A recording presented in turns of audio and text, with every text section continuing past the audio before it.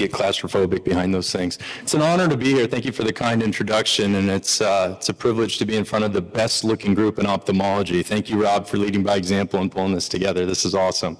So I want to have us start with a little story, and we're going to jump in the Wayback Machine. Do you guys know that term? I learned this from my kids, the Wayback Machine. Okay, we're going to go way back to pre-World War II America. And this is a time, end of winter, similar to right now, where millions of Americans in their homes were doing what you see this gentleman doing up here. Going down, usually in a basement or a cellar, and shoveling coal into a furnace. And coal was an incredible resource. It was cheap, readily accessible everywhere, and it was effective and provided a very slow burn source of heat for families. Yet it had a nasty downside. Once lit, it would leave a soot, toxic, airborne, such as this, that would collect all over the walls and the ceilings. And this was a very unique problem to solve for. You see, you couldn't just go up and wipe it off the walls because wallpaper at the time was literally made of dry paper. You couldn't get it wet. You couldn't scratch it. It would crumble. And so people were going into their grocery and hardware stores all the time saying, we have a problem that needs solved for. And actually, Kroger grocery chain, still alive to this day, approached one of their chemical liquid cleaning companies called Cut-All. And they said, we have a customer problem that needs solved for. People ask us every day if there's a solution to get soot off the walls. They need something that's not liquid-based, is safe to hold and touch, doesn't leave stains, needs to be a dry compound. Do you have anything like that? And Cut-All said, that's a great problem to solve for. Let us think about it. And so they went back to their factory, and they ended up coming up with a great idea. They mixed a compound of liquid cleaning detergent with salt, flour, and water, and they came up with this product here. Cut-All's wall cleaning compound, the non-crumbly type. It was like a little gelatinous blob. You could dab it on the wall. It was perfect. And they almost had overnight success with this. This is one of their old advertisements. And millions of homes across America and across the world bought Cut-All's wall cleaning, non-crumbling compound. You could find it in every sink. Huge success. All right, jump forward in the Wayback Machine now about 10 to 20 years, where post-World War II America, times have changed. Cut-All sales are plummeting. A couple things have shifted in the market around them. They're still selling the same old product, marketing it the same way, but two things had happened. First, the advent of natural gas was now becoming popular in America, so the root cause of the problem was disappearing. The second new thing in the market was this product called vinyl wallpaper.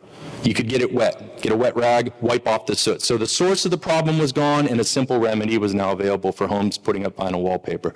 So Cut-All management team is sitting around one day, maybe like one of your staff meetings, and they're saying, what are we gonna do? We gotta fix this problem. Sales are plummeting, what are we gonna do? And one executive at the table, excuse me, chimed in and said, you know, guys, I know this is crazy, but hear me out. I don't know how to explain it, but my sister-in-law is a nursery school teacher. And she told me they have a ton of Cut-All Cut-All wall cleaning compound, it's a mouthful, in the nursery school classrooms. And Cut-All said, well, that's interesting. I don't think, little kids are doing a lot of coal burning, furnace and cleaning. So let's go look into it.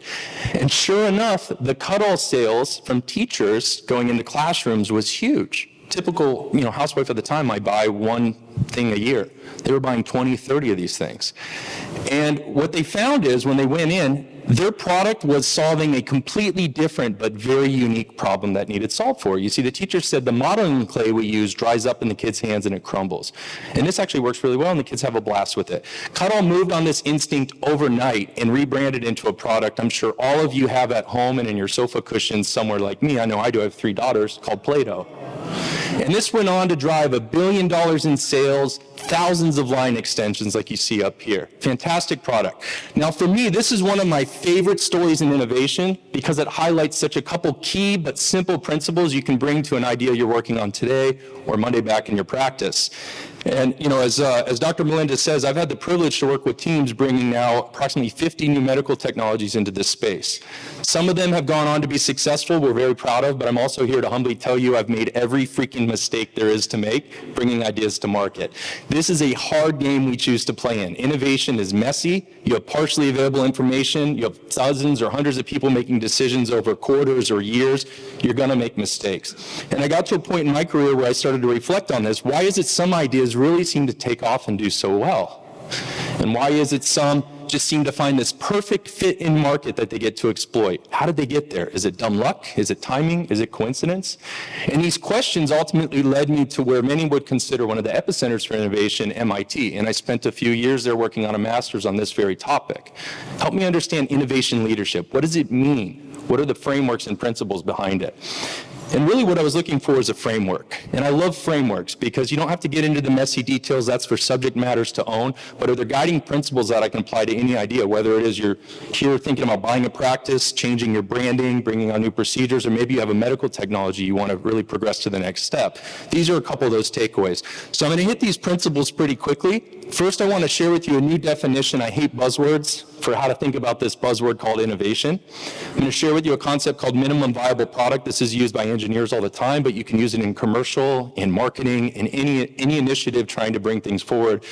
And last, just a couple comments on feedback channels in your practice and the value of staying humble, keeping ego out of this. So as I said, I hate buzzwords. You know, buzzword soup is really common in business. Somebody says something like, you know, we need a better alignment strategy to unlock latent potential. Like, what does that mean? You know, it sounds good, might sound good. I don't know how to act on that. So I think innovation is one of those words. So this comes directly from MIT. Every school on the campus embraces the same definition.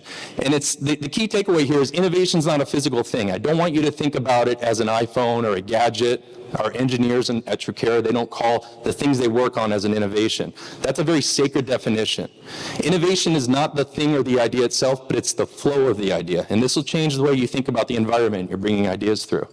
And the key takeaway here is there's a very unique starting point when the idea is born, and there's a very clear endpoint. It's not an innovation if it's not having impact in market. I want you to accept that definition. It'll change how you and your teams think about this.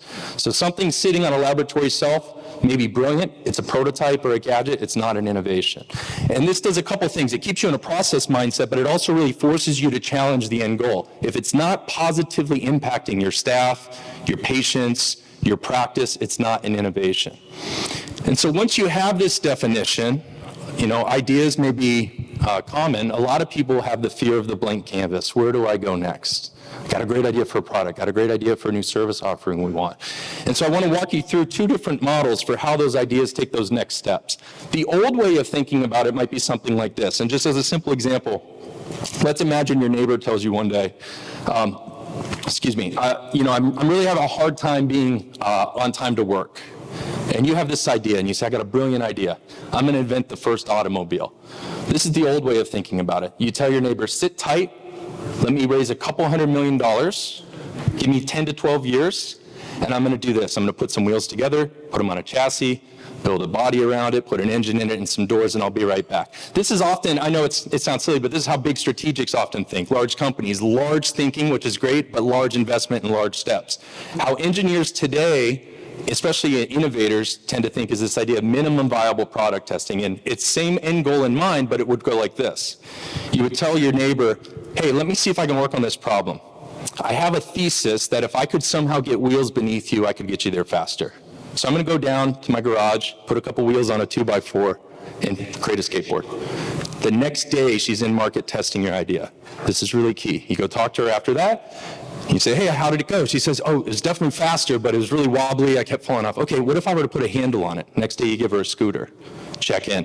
Hey, that was good, but can I get more leverage? Like I'm going up hills. You say, well, what if I add some pedals? Put some leverage behind it. What if I put an engine on it? She wants to bring her friend. So you see, you may end up in a very similar place getting there, but the difference is you're in market as fast as possible every step of the way, collecting feedback. This is how truly great ideas like the cuddle example really find those exploitable niches in market. Don't be in the ivory tower with your idea, coming up with a brilliant plan. I know we all do this. We write the business plan, takes 6 months, then we find out every assumption was wrong, because we've kept it inside. We haven't put it in market. And here's a couple questions that can help you with this. So the first thing, my favorite question in business, what's the real problem you're trying to solve for? You have to know that. That's the guiding question. And then every step of the way, I want you to ask this, okay, for me to go forward, what is just the most basic underlying assumption about my belief right now, today, on where this is at? And how can I test that in the next 24 to 48 hours?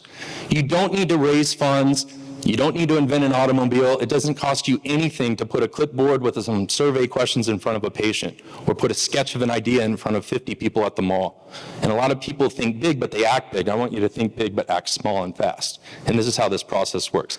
So you're in market, you're collecting data. I'm a data nerd, like a lot of you probably are here, not because I love data, but I love the insights that come from it.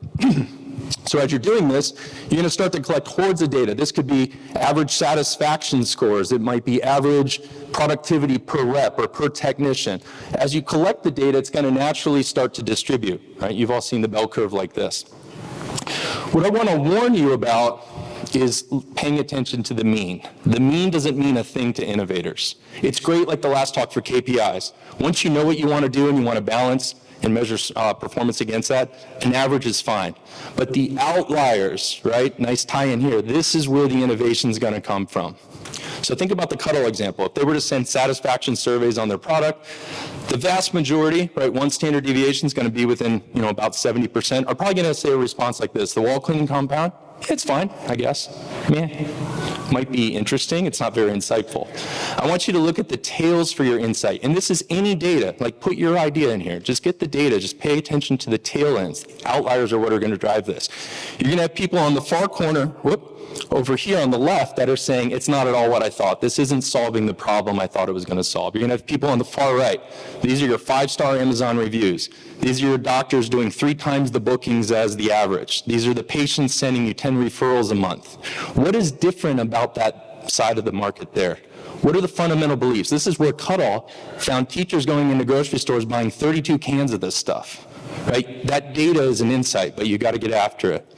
So once you have the data and you're focusing on the outliers, I don't really have like a survey on this, but it's my personal belief, I'm going to venture out of the data for a second, that ego has arguably probably killed more great potential world-changing, market-changing ideas than anything else. And from firsthand experience, when I was newer in my career, I remember coming out of a pitch meeting, and I was so excited, probably full of adrenaline, worked for months on this, and I turned to my manager and I said, "That went really well, don't you think?" And it took me some time to realize the mistake I made there. I wasn't really looking for feedback, I was looking for validation. And there's a huge difference between those two. And there's a time for both. But in your practices, if you're trying to build an environment for innovation to thrive, I want you to take emotion out of it and get really passionate about feedback. And I'll show you a framework to help you think differently about this in a second. Validation will make you feel good, and that's fine. Feedback is intended to move an idea closer to impact, or performance closer to impact, and that's the big difference I want you to consider.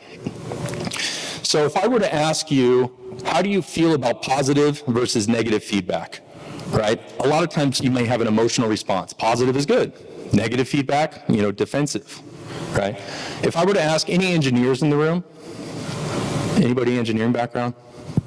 Okay, so if I were to ask like an electromechanical engineer, tell me what positive and negative feedback mean, what emotions come to mind, they'd probably say it doesn't make any sense. The question doesn't make sense. Positive, negative, they're both good. You need both. And I want you to evaluate and think about feedback like an engineer. This is a very simple engineering schematic. Inputs go in to a system, outputs come out. So this might be, think about the coal burning, a thermostat you're designing for the house, or cruise control for your car. But notice there's 2 critical paths that have to come back to the origin source. Positive or reinforcing feedback. What you're doing is working, and we need that short-circuited back to the beginning. The second side of that is negative feedback, or balancing behavior. If you don't have negative feedback, the system will actually implode. You'll keep reinforcing a behavior even when market conditions change that are no longer necessary. It's like I'm trying to golf. You can't hit a golf ball and then wait 6 months to see where it went. So I want you to think about feedback like an engineer and ask yourself, in my practice, with my staff, with my team, do I have the right environment to immediately bring positive and negative feedback back to the origin source? Because my ego's not in it. You got to detach yourself from the idea and even be the first to kill it if necessary, even if your name's on the building. So I know these are a couple quick and fast principles, but I wanted to share these with you because I think there's so much potential in this room. You guys are the outliers. And the world needs people who are passionate about innovation and problem solving, and our industry needs people who are on the threshold of this in our space, and it's this group. So I just want to encourage you to think about innovation as the flow of the idea you're progressing in your practice. Find ways to dream big, but think fast and quick, There's nothing you can't test tomorrow to move a step forward in whatever initiative you're working on, and thinking differently about feedback. So thank you guys for the opportunity. I hope you have a great meeting.